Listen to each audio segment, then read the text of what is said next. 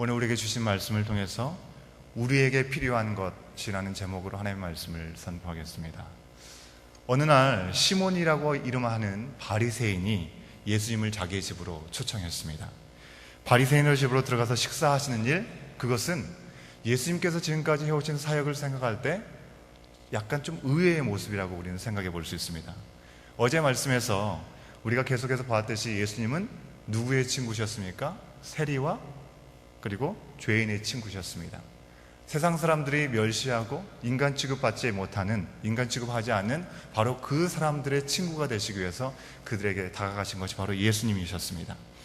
그런데 갑자기 왜 예수님께서 자신들이 가장 의롭다고 여기는 이 바리새인의 집에 들어가셨겠습니까?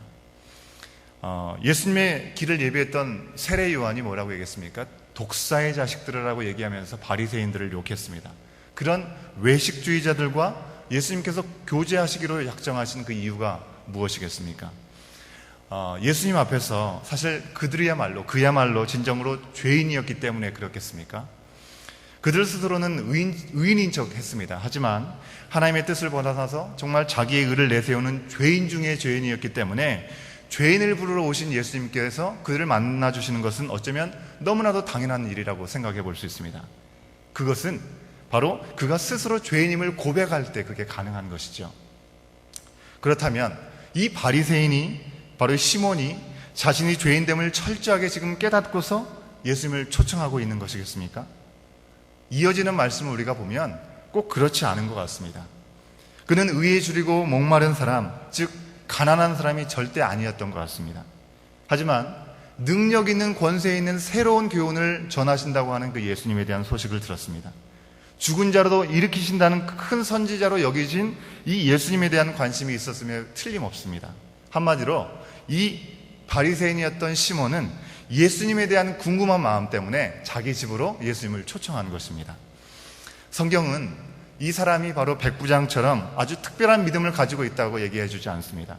이어지는 말씀을 통해서 이 바리새인과 죄 지은 한 여인의 비교를 통해서 우리는 이 사람이 예수님을 순수한 마음으로 청한 것이 아니라는 것을 우리가 확인할 수 있습니다. 아무튼 예수님은 이 바리새인 시몬의 집에 들어가셨습니다. 절대로 실수가 없으신 하나님의 아들이신데 첫 사역부터 성령님의 인도하심 가운데 계셨던 예수님이기 때문에 우리는 이 바리새인의 집에 들어가신 예수님의 선택, 바로 이것 또한 실수가 아니라는 것을, 그리고 그곳에는 특별한 의미가 있다는 것을 우리가 생각하면서 이 말씀 속으로 들어가 볼 수 있어야 되겠습니다. 과연 예수님께서 자기 잘난 맛에 사는 바리새인 집에 들어가신 이유가 무엇이었는지 이어진 말씀에서 우리는 확인할 수 있습니다. 37절 말씀을 보니까 바리새인 시몬의 집에서 예수님께서 들어갔다는 소문이 사람들에게 퍼졌습니다. 그러자 한 죄 지은 여인이 향유 담은 옥합을 가지고 그 집에 방문하게 되었습니다. 이제 바리새인의 집 안에는 예수님 앞에서 예수님을 초청했던 바리새인 시몬이라는 사람과 그 옆에 초대받지는 않았을지 모르지만 주님을 만나기 위해서 향유를 가지고 옥합을 가지고 온 이 죄 지은 한 여인이 함께 있게 되었습니다. 그런데 같은 공간 안에서 바로 같은 예수님 앞에서 있는 그들은 너무나도 다른 생각을 가지고 있었고 너무나도 다른 행동을 예수님 앞에 보였다고 하는 것입니다. 먼저 죄 지은 여인은 어땠습니까? 그녀는 예수님 앞에 발로 눈물을 적시고 자기의 머리털로 닦고 발에 입 맞추고 향유를 부었습니다. 발을 닦는다는 것은요, 종이 주인을 맞이할 때 하는 그런 특별한 예식이라고 하는 것입니다. 이 여인이 비록 자신의 집에 예수님을 초청한 것은 아니었습니다. 하지만 종의 자리에서 바로 예수님을 주님으로 대우하고 있는 것입니다. 바로 그 순간에 그것을 지켜보던 이 시몬은 이 장면을 보면서 어떻게 얘기했습니까? 아, 내가 저 귀한 분을 모셔놓고 내가 무슨 짓을 한 것이지? 오셨을 때 바로 발을 닦아드리고 입 맞춰야 됐는데 그렇게 뉘우쳐야 된 것이 맞았을지도 모르겠습니다. 하지만 그렇게 뉘우쳐야 될 그 시점에 그는 뭐라고 생각했냐면 저분이 저런 죄인인 여자가 어떤 사람인지도 알지 못하고 자기의 발을 만지는데도 그냥 가만히 있는 걸 보니까 선지자가 아닌 모양이다.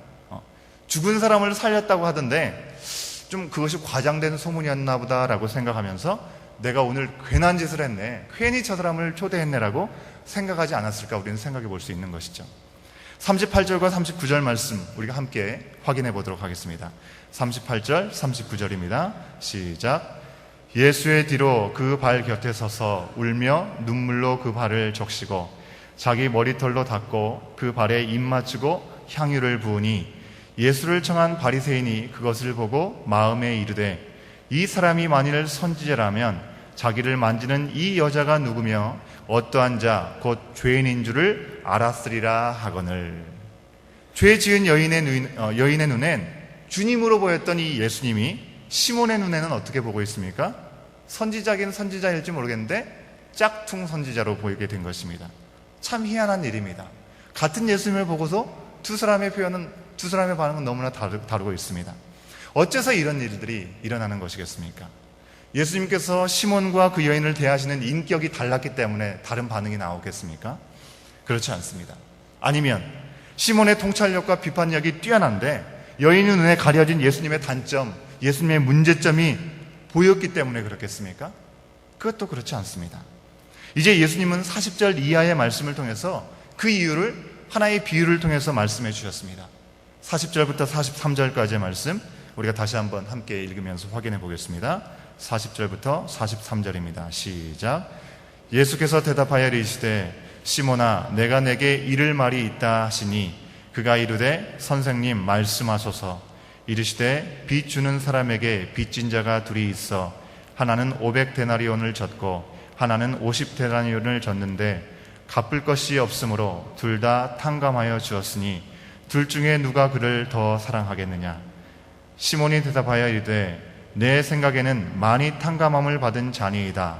이르시되 내 판단이 옳다 하시고. 이 비유처럼 예수님 앞에서 시몬과 여인이 똑같이 빚진 자, 즉 죄인이었습니다. 그 정도가 좀 다르긴 하지만 청산할 것이 있다라는 점은 공통점인 것입니다. 하지만 이 청산할 빚에 대해서 더 많이 탕감을 받은 사람은 어떻습니까? 그 은혜를 더 크게 느끼게 되는 것입니다. 바로 시몬이 멸시한 이 죄 있는 여인이 예수님 앞에서는 좀 더 많은 죄가 있는 사람이긴 했습니다. 하지만 시몬이나 그 여인이나 예수님께 죄사함의 은혜를 받아야 된다는 것은 똑같은 것이라고 하는 것입니다. 하지만 이 죄 많은 여인은 자신의 죄의 문제로 인해서 예수님을 사모하고 가난한 마음으로 긍휼을 구했습니다. 하지만 시몬은 어떻습니까? 자신의 죄인됨조차도 알지 못하고 오히려 예수님을 판단하고 그런 마음으로 예수님을 멸시했다는 것입니다. 자신의 죄의 심각성을 알지 못하고 죄인을 부르기 위해 오신 예수님을 청하는 것은 말할 것도 없이 저 사람이 대체 어떤 사람이기에 다들 난리인가라는 그냥 호기심 정도로 예수님을 청했다가 스스로 예수님은 선지자가 아닌 모양이라고 단정까지 했다는 것입니다.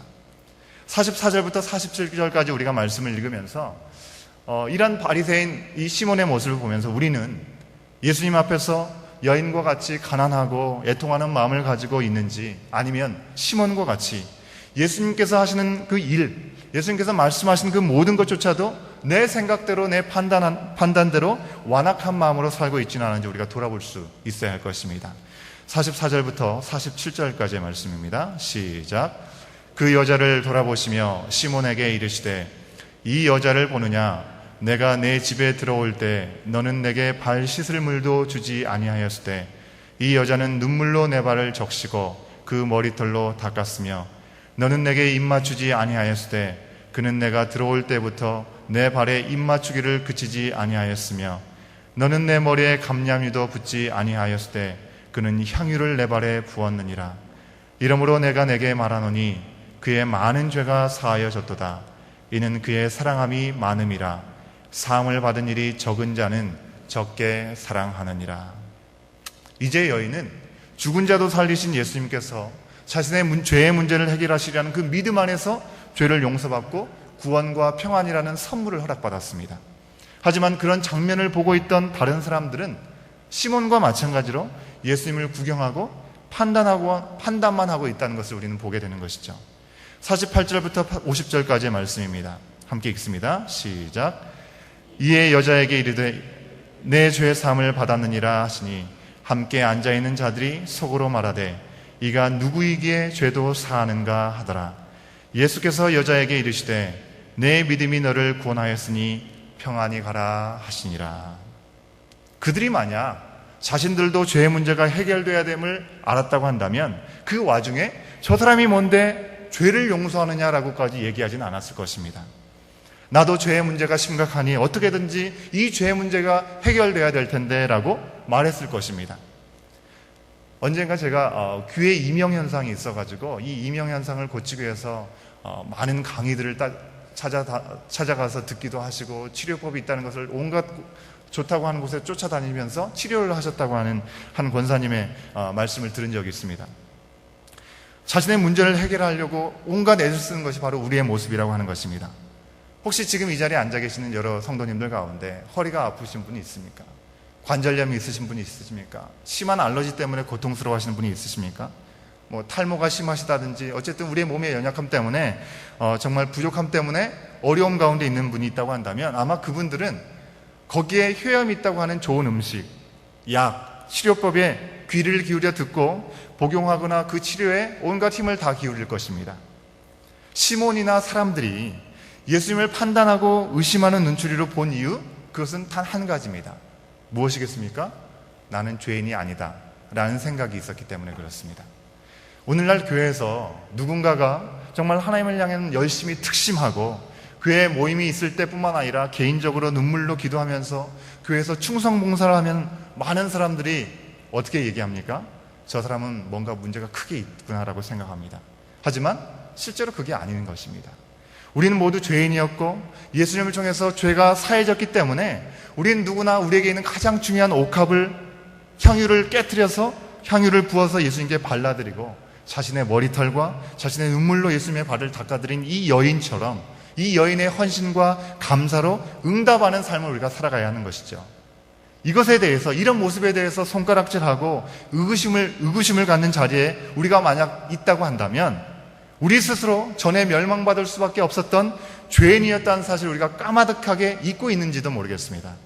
아니면 아예 모르고 있다는 것을 우리는 오늘 말씀을 보면서 깨달을 수 있어야 되겠고, 더 이상의 의심이나 비판이 아니라 눈물과 감사와 헌신의 마음으로 주님 앞에 나가야 되는 것이 바로 우리의 모습이 되어야 될 줄로 믿습니다. 우리에게 정말 필요한 것, 그것은 다른 사람을 비판하는 능력이 아니라요, 내가 죄인이기에 주님이 필요하다라고 아주 가난한 마음으로 고백하는 고백이라고 하는 것입니다. 성경에서 예수님께 기름을 부은 여인의 이야기가 2번 나옵니다. 마태복음, 마가복음, 요한복음, 여기에 나오는 모든 이야기는 문둥이 시몬의 집에 있었던 마리아의 향유 이야기입니다. 그 이야기를 통해서 예수님께서 우리에게 말씀해 주시고자 했던 것은 주님께 값비싼 향유를 부어드린 거룩한 낭비에 대한 이야기라고 하는 것입니다. 우리에게 가장 소중한 것, 그것을 우리 주님께 부어드리는 거룩한 낭비가 우리의 삶 가운데 필요하다는 것을 거기선 얘기하고 있는 것입니다. 하지만 오늘 말씀은 그와는 또 다른 사건의 이야기입니다.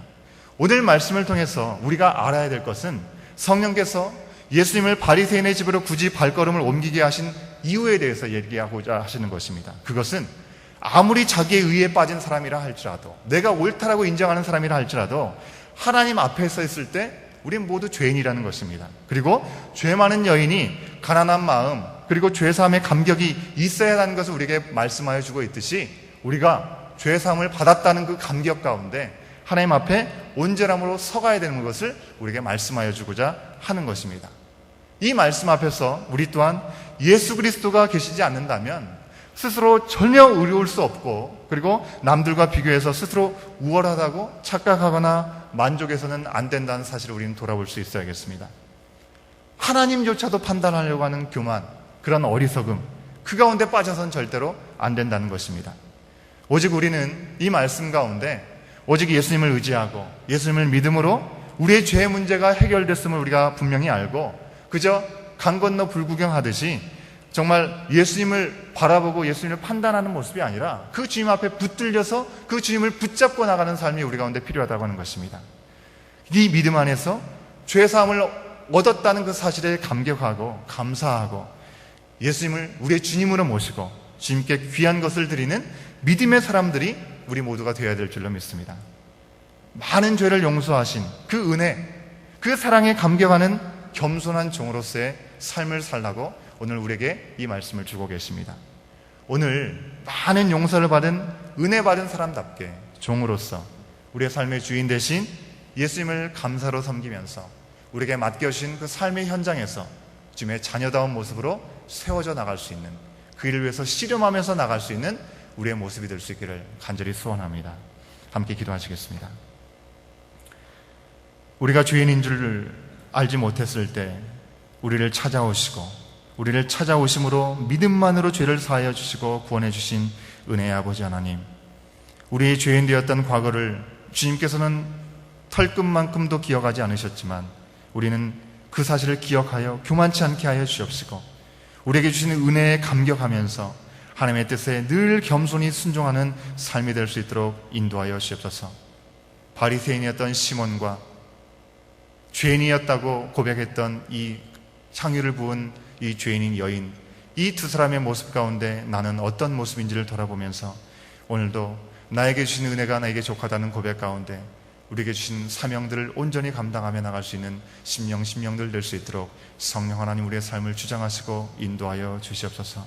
이 모든 것들을 주님께 맡겨드리며 이 모든 말씀 예수 그리스도의 이름으로 간절히 기도드리옵나이다. 아멘.